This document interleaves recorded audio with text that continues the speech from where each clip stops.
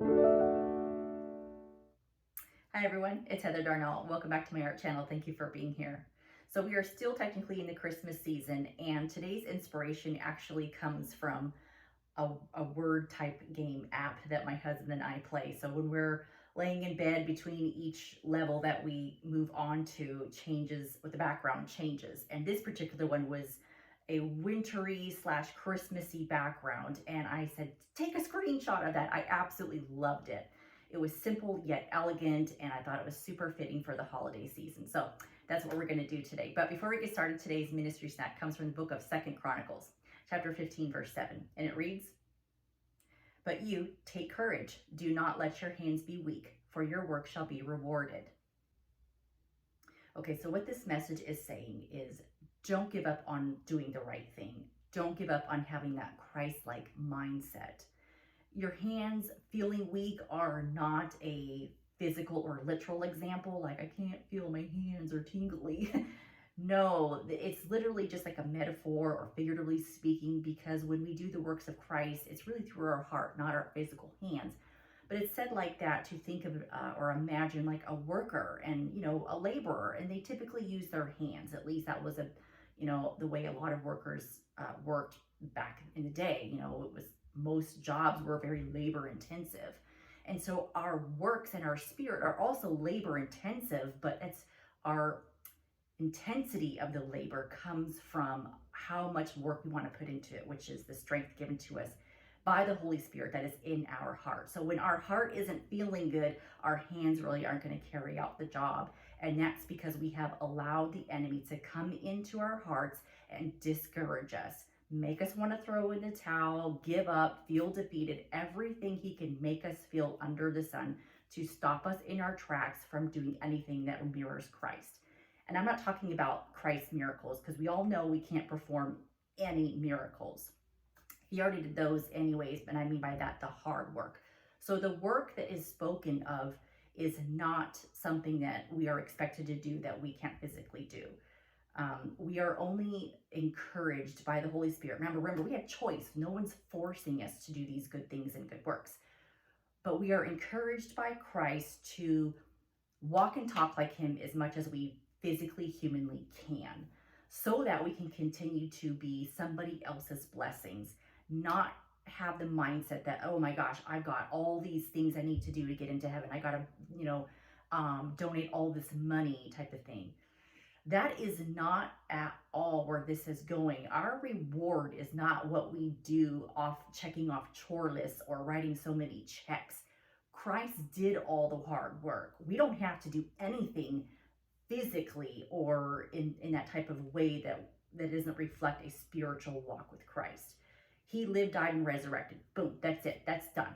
He did it all. All we have to do is just walk and talk like him. Super simple, as long as we allow it to be super simple.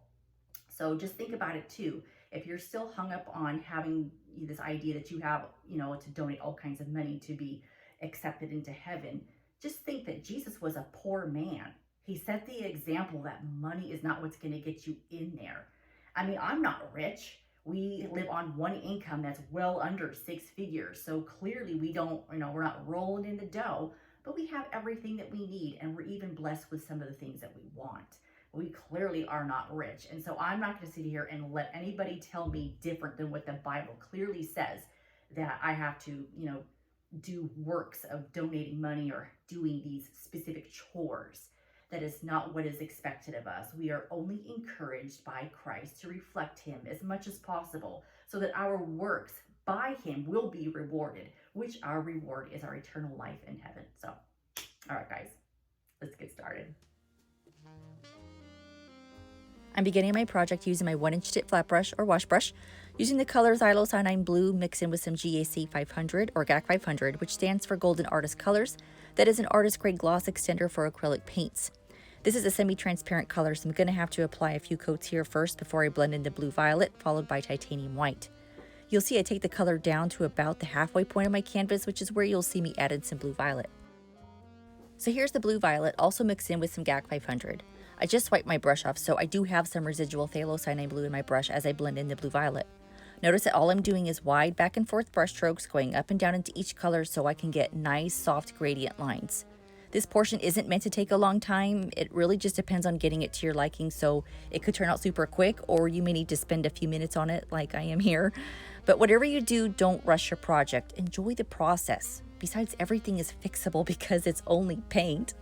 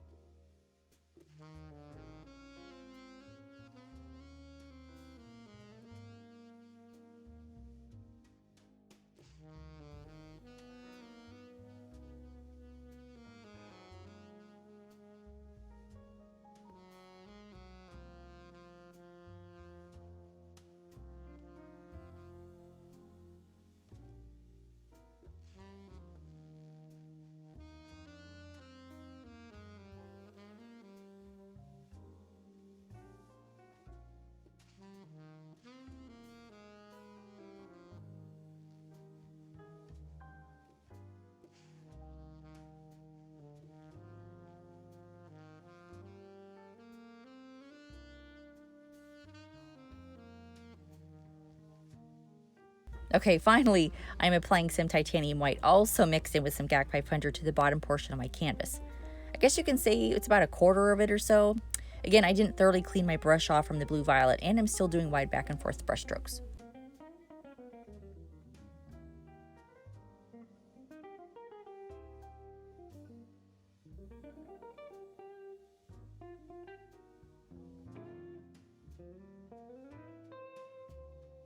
As you can see, I ended up spending a couple of extra minutes blending.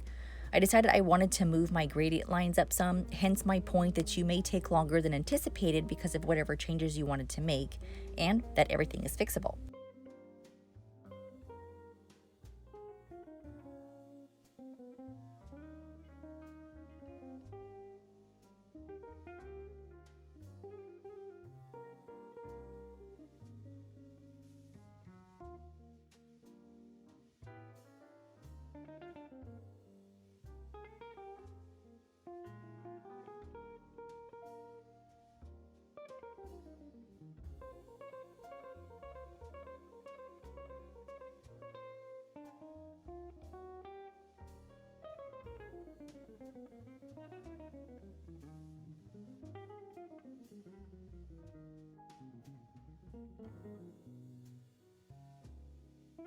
For a few twinkling stars, I switched to a large fan brush using an iridescent white and tapped my brush with another brush to get some to gently spatter.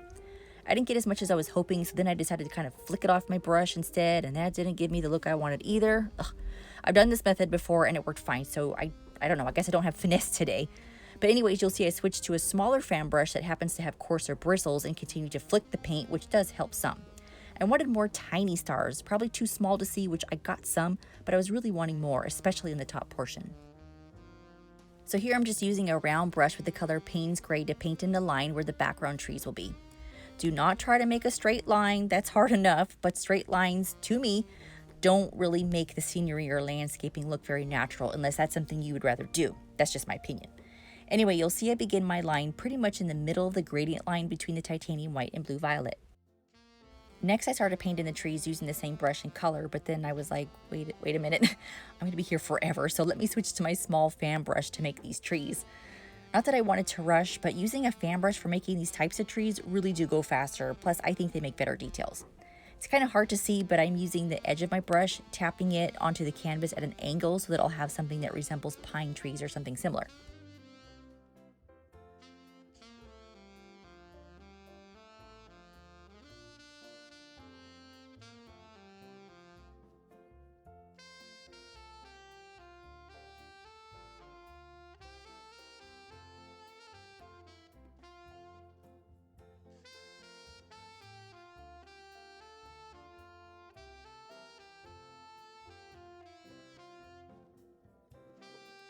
I leave a gap in the middle because obviously the main tree is going to be there, and so to me, why waste time and paint on a section that's just going to be covered up anyway?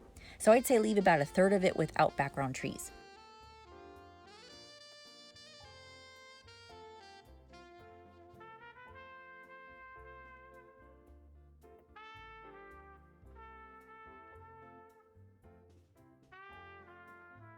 Using the same brush, I'm now using a 50-50 mix of Payne's Gray and Burnt Umber to paint in the trunk.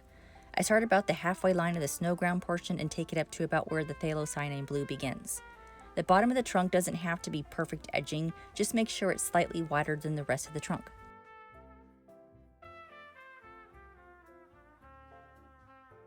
Notice I go ahead and add in some branches. These really aren't necessary because they're going to be covered up, but I like to put them in because it gives me an idea how I'm going to paint in the branches. So kind of like a little guideline, I guess. You'll see some branches go up, down, even level, and that's to keep the tree looking as natural as possible.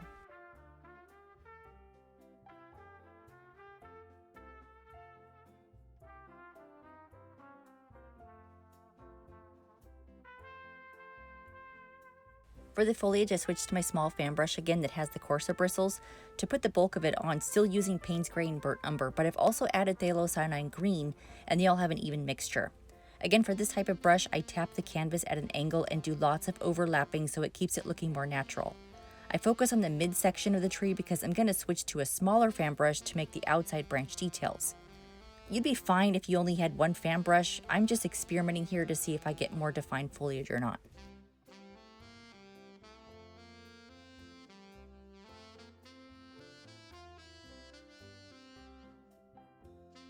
Here's the smaller fan brush again, and you'll see I'm following my little guideline, so to speak, which I'm glad I did because I think the tree looks fuller and more natural, but I'll be honest, I think I could have gotten away with just using the one brush.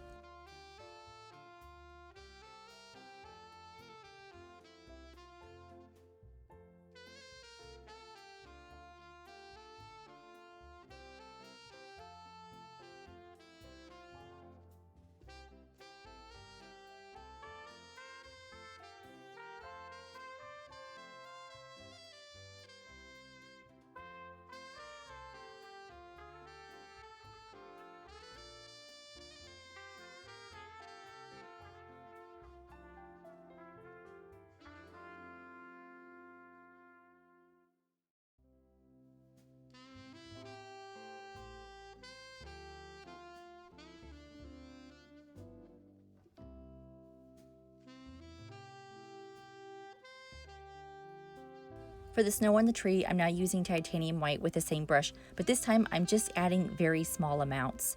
I make skinny lines so it'll look like snow is piled up on these skinny branches, so try not to make anything blotchy and try to follow the same pattern of the branches as well.